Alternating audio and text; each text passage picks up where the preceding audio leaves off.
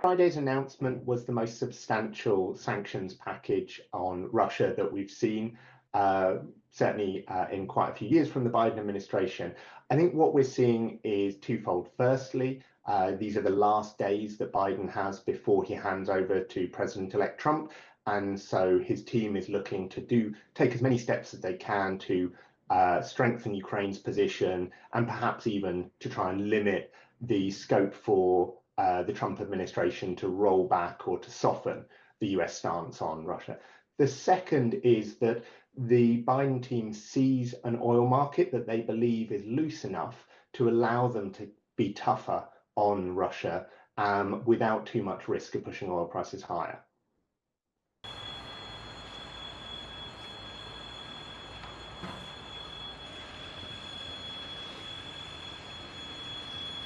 There will be some significant disruption to Russian flows, at least initially.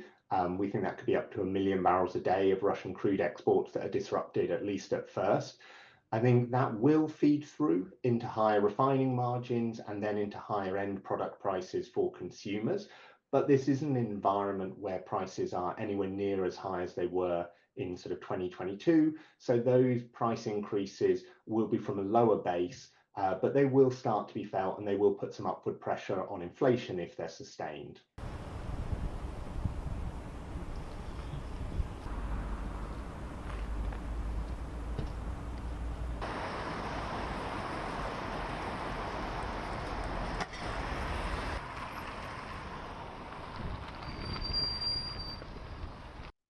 I mean, this is definitely a shift in policy in the last days of the Biden administration. We've seen, and the market has got very used to, the Biden White House always prioritizing avoiding disruption to oil supplies over the other political goals of putting pressure on Russia, putting pressure on Iran.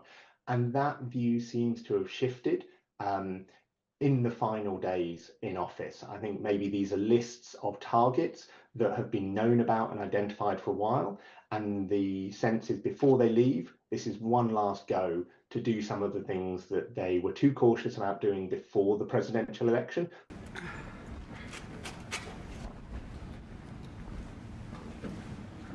That's why we supported just and lasting peace, one that respects Ukrainian sovereignty. I felt trust between us, and it allowed us to have a frank and constructive dialogue, Mr. President, and this trust. It's widely known that the Trump administration maybe has differing views and tactics when it comes to Russia-Ukraine, but I think those differences are sometimes overstated.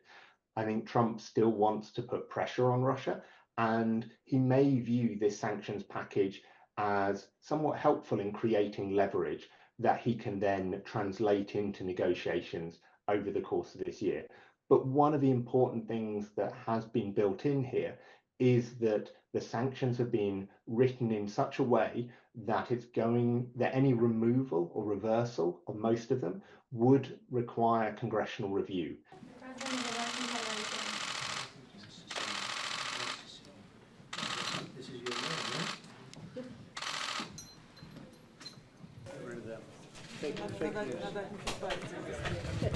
You don't have a problem with Russia. We have. You don't have. You might have. You still have.